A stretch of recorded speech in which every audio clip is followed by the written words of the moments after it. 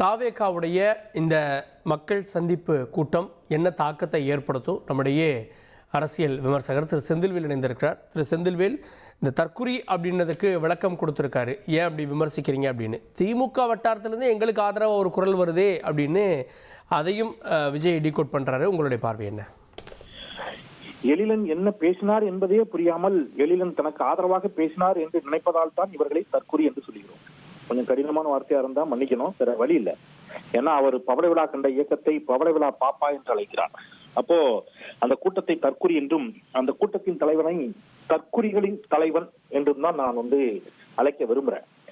நீங்க இன்னைக்கு பச்சையா அவர் பொய் சொல்றாரு. அவருக்கு வகுப்பு வாரிய சட்ட திருத்த மசோதாவிற்கு எதிராக முதலில் வழக்கு தொடர்ந்தோங்கிறாரு. கொஞ்சமேனும் கூச்சம் வேணும், உடம்பு கூசணும். இப்படி பச்சா பொய் சொல்றதுக்கு கூச்சம் துளியும் இல்லை, வெக்கம் கூச்சம் துளியும் இல்லை. ஏப்ரல் 3ஆம் தேதி மக்களவையில் இந்த மசோதாவை ஒன்றிய அரசு தாக்கல் செய்கிறது. கார்கே சார் ஏப்ரல் 4ஆம் தேதி மாநிலங்களவையில் தாக்கல் செய்யறாங்க.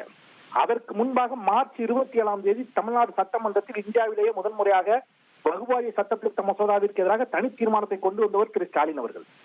3ஆம் தேதி மக்களவையில் இந்த மசோதா தாக்கல் செய்த உடனேயே வழக்கு தொடருவோம் என்றார். 7ஆம் தேதி வழக்கு தாக்கல் பண்ணிட்டாரு. இவங்க 13ஆம் தேதி வழக்கு தாக்கல் செய்யறதுக்கு மனு கொடுக்குறாங்க. அந்த மனு தப்பாய் ரிஜெக்ட் ஆகுது.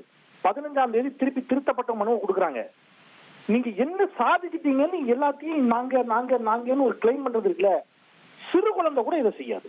சின்ன குழந்தை கூட இந்த மாதிரியான ஒரு அரசியலை, கேவலமான மலினமான அரசியலை செய்யாது.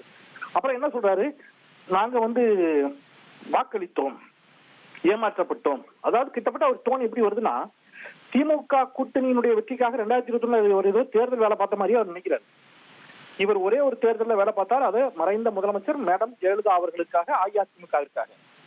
அவங்க வெற்றி பெற்றாங்க அந்த தேர்தலில். அணில் போல் உதவினேன்னு இருக்கு. அதுக்கப்புறம் தான் அவங்க சொத்து குவிப்பு தண்டனை பெற்று ஜெயிலுக்குள்ள போனாங்க.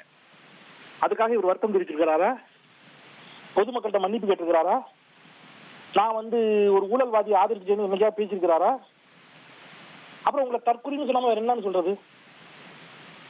மக்கள் தொகை கணக்கெடுப்பு யாருங்க எடுக்கணும்? அந்த அறிவு வேண்டாம ஒருத்தருக்கு? மாநில அரசை கேட்டு இருக்காரு. மக்கள் தொகை கணக்கெடுப்பு ஒன்றிய அரசு எடுக்க வேண்டியது. நீதிமன்றம் சொன்ன பிறகும் புரியலைன்னா நான் இல்ல, அப்புறம் எங்களை நீங்க சாக்லேட் அரிஸ்டாட்னு சொல்லுவாங்களா? உங்களை மாநில அரசு கல்வியை மாநில பட்டியலுக்கு கொண்டு வர வேண்டும் என்று திமுக தொடர்ந்து குரல் கொடுக்கிறது. ராகுல் காந்தியினுடைய வாயால தமிழ்நாட்டில் வரும்போது சொல்ல வச்சாங்க. நாங்க இந்தியா கூட்டணி வெற்றி பெற்றால் மாநில பட்டியலுக்கு இன்னும் கல்வியை கொண்டு போகணும் ராகுல் காந்தி சொன்னார். தேர்தலில் காங்கிரஸ் தோற்று விட்டது. பாஜக தான் ஆட்சியில் இருந்து அவன் தரமா இருக்கிறாங்க. இப்ப தரம் இருக்கும் பாஜகவை கேள்வி கேட்காம திமுகவை கேள்வி கேட்கிறாரு. மாநில பட்டியல் கொண்டு வருவீங்களே.